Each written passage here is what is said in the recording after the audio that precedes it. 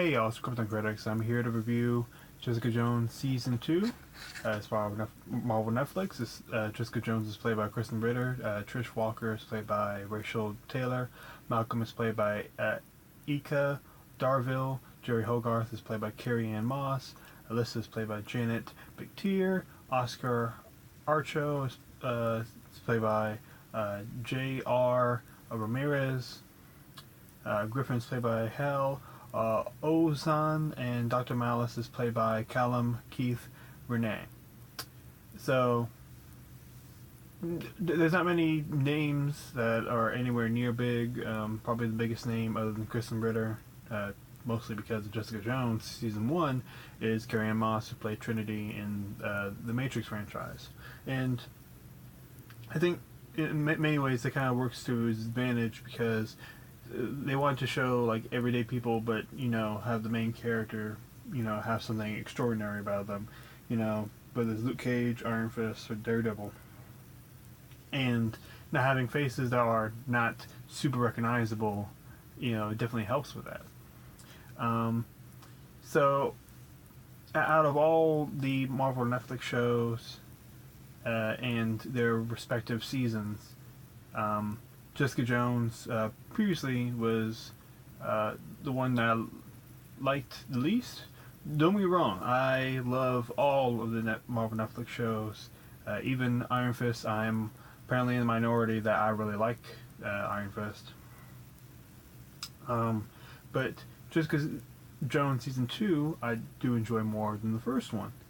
And a big part of it is just the emotional crux that's towards the latter half.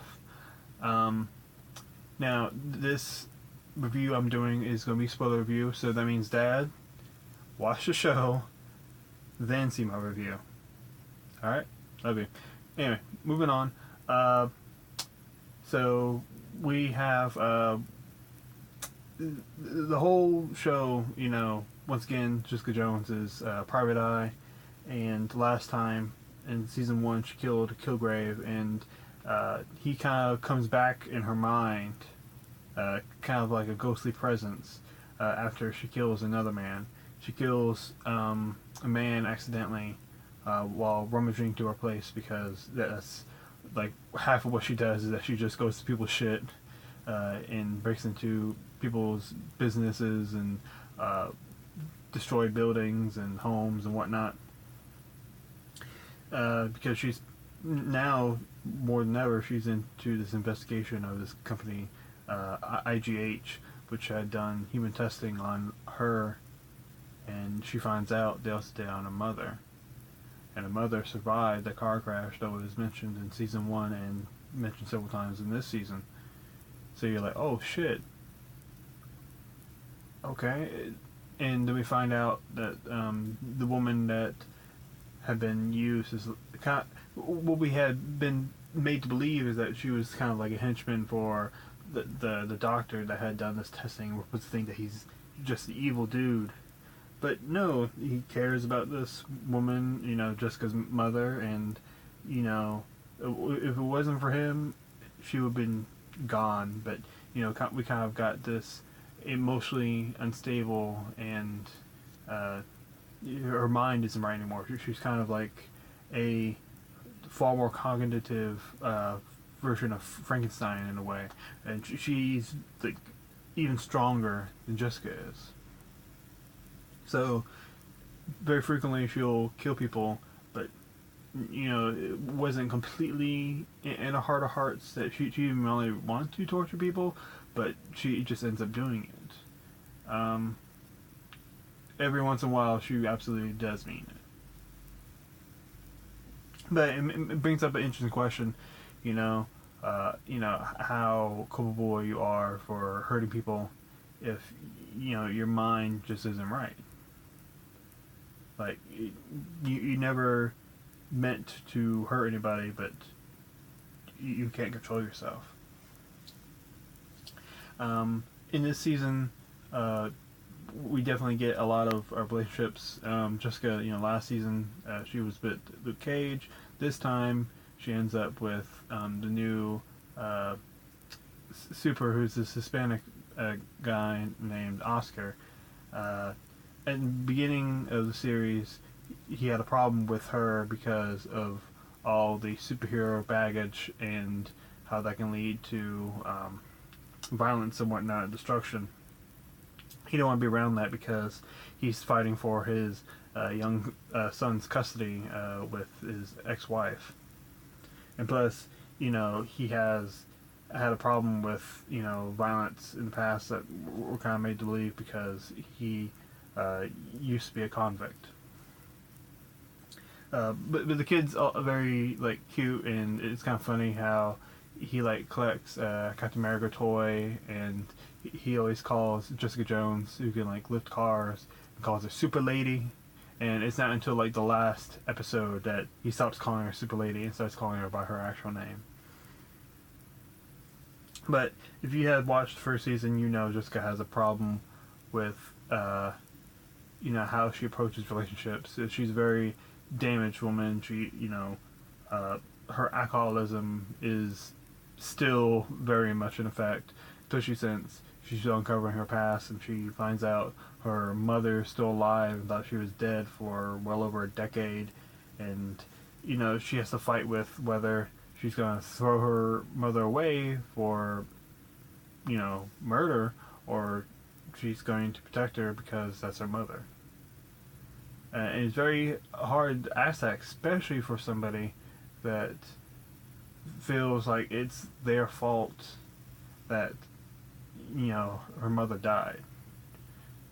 For the whole time, one of the reasons that she just became so depressed and so reserved is because of that very reason. The other reason is because she was happy with a man, and the relationship was not toxic like it tends to be, mostly for herself. The guy usually ends up being happy, but there was this one guy many years ago that her Frankenstein-esque mother met up with and ended up killing him. That background episode was how she started developing a relationship with her non-biological sister, Trish Moore. It introduces the jacket and why that feels very important to her, why she always carries around that leather jacket. And it's also, we also find out why her private eye thing is called Alias, because that was the bar that her boyfriend was going to start up, and matter of fact, they were going to be engaged and whatnot, and it's just all kinds of what the fuck shit. But it's very interesting to see that. And the reason her mother killed him is because she thought this dude was going to abuse the relationship with her daughter, and just bringing her into all this crap shit, and all this, all these thugs that are pressing him for protection and money for his upcoming bar and whatnot, all that shit. In this season, we get the end of Trish talk because Trish picks up the inhaler that Will Simpson had in the first season that was given to him by Kozlov, who we find out had died in between seasons. After Jessica Jones ends up going to his funeral, not to grieve, but to find information on this whole investigation of IGH. And yeah, Trish becomes addicted to this fucking inhaler, and just her life starts falling apart just ever so slowly, and she's ended up throwing up everywhere, and she just looks like a nervous wreck. She starts lashing out on people. She starts getting into fights. She feels the need to eat and starts sleeping, having sex, and not not that type of sleeping. Yeah, she ends up banging Malcolm, who used to be a drug addict and now works as an associate for Jessica Jones. You know, I really do like Malcolm, but I do not want those two to be together. I don't think. I think it was just a relationship, just like I'm going to use you because I have a problem, and I don't see like the irony of that used to be added and whatnot. Um, Another relationship that we get is Jerry. You know, Jessica's off and on lawyer who's gay. She ends up with one of the women that was thrown into glass by Jessica's mother, Elisa. And she became a nurse. She ended up homeless. She ended up becoming a pawn like thief, basically. And she's kept inside of Jerry's ritzy ass apartment, which has every rich people thing that you can think of. And they start, you know, like banging and shit. But you know, she still has that survivalist, I'm gonna take a shit and I don't give a fuck type of mentality, which, you know, just further just stabs Jerry in her heart because, you know, she's already having a problem, you know, because she just found out she has ALS, and just any moment she feels like she'll start losing her cognitive skills, and it's just gonna be just fucking awful and whatnot. Dr. Malice, who had done, you know, all the human testing on Jessica's mother, they're that doctor and Elisa, you know, are married. And their relationship, I do feel it. It's still kind of weird to think of, you know, like the doctor with his creation and, you know, kind of thinking of like she's alive, you know, was mentioning like Frankenstein before. Yeah, the show just piles on like so much like depressing ideas, but in a very good narrative way. We find out Trish, who continuously gets still being labeled by her old early 2000s TV show, It's Patsy. She wants powers like Jessica. She loses her shit even more. She puts a gun to Dr. Malice's head and forces him to do human testing on her. And like the last minute or so before the credits roll in the last episode, you know, it kind of shows that she has quick reflexes. And in the comics, she becomes the character Hellcat. So I'm not sure if they will do that, but if they do, she'll have to drop the inhaler. She doesn't need any more of that. And when she like loses all the in the inhaler, she starts going through withdrawal and shit. Probably one of the oddest scenes, but in retrospect, it makes a lot more sense. Is Elisa destroying a piano when a neighbor of the house that Malice and Lisa stay at, that also has like this forged metal bunker, which has a table very similar to the prison that Lisa would eventually be taken to for murders of several different people.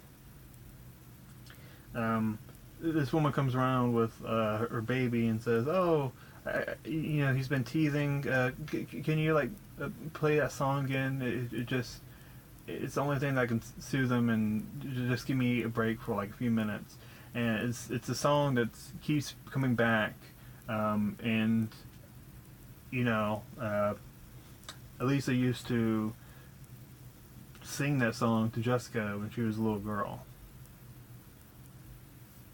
And it's also sung by her when they're going on a road trip and they're trying to get away from the police. So after Lisa escapes, the plan is like let's just cross over to Canada.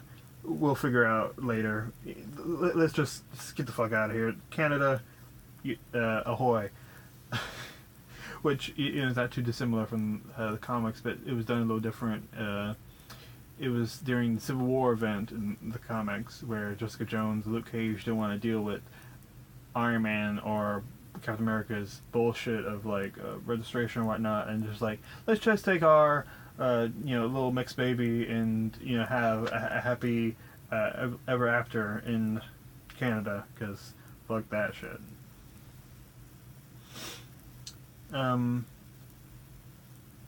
But yeah, one character that was very happy to see come back is Kilgrave. He only comes back for like an episode or two, but he just brings this disturbing, like, ugly charm. Like, David Tennant brings a lot of his personality that he can play, where he's very charming, but at the same time, he is just evil and rapey as all hell, and it's very entertaining to watch just that performance, and seeing how much weight is put into the character Jessica. I appreciate Jessica a lot more after this season. A lot of her decisions and her exterior in the first season, I really didn't get the full picture of why she was like that, but second season it kind of makes her even more three-dimensional than she was. So it kind of makes me want to watch the first season again, knowing some of the background information that we got and some of the things that she would eventually do, and see if it makes it seem better. No, once again, no slight to the first season. First season's very good, but I do like this one more.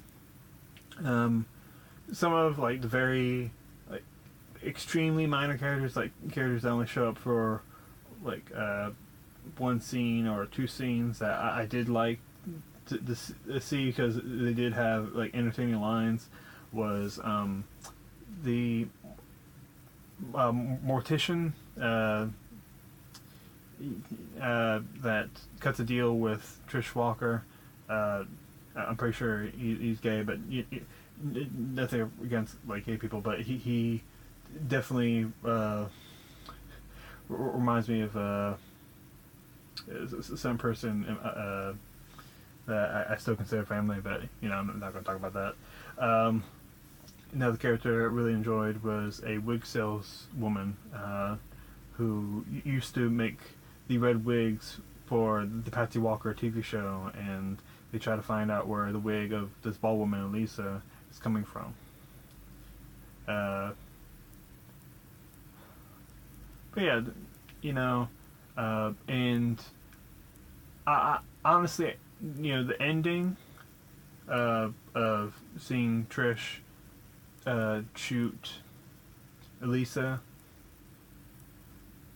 I'm not sure how I feel about Lisa doing it, but at the same time, having that death and having the build up of the characters of Jessica and her reconnect, it was pretty heartbreaking to see how well that was turned out. I felt bad because even though she has killed a lot of people, I can't just say that she's a bad person. And she very much did love her daughter with all her heart. There's a great scene where Jessica accidentally gets shot by this guy named Chang, who kind of becomes a private eye competition, and his man's killed by Elisa, and he accidentally shoots Jessica trying to shoot Lisa, and we have a scene where they both go to the bathroom, and Jessica gets bandaged by Lisa. It kind of makes me think of like when a kid scrapes his or her knee and the mother kisses it, and it was very much like that, but that was not made as a joke, and was not made direct say of what this is, and it was just subtlety and just very good storytelling right there. Overall, as the second season, I would give it A minus, just overall. The whole show, it's still A minus. I think I gave a B plus to the first season. So it's very very good. It's not it's borderline great. So that's what I was saying. There are a lot of great moments, but I don't think. I think sometimes there are parts where I feel like I could feel more attached than others. But this was a very good effort, and I was also very happy to see one character named the Wizard from the comics, and just a ridiculous ass character who gets a blood transfusion from a mongoose and can suddenly run fast. And as soon as I saw him, I geeked the fuck out. I was like, yo, that's why I fucks with Marvel. Tell me what y'all think as part of the Crypto Critics. You know I love you.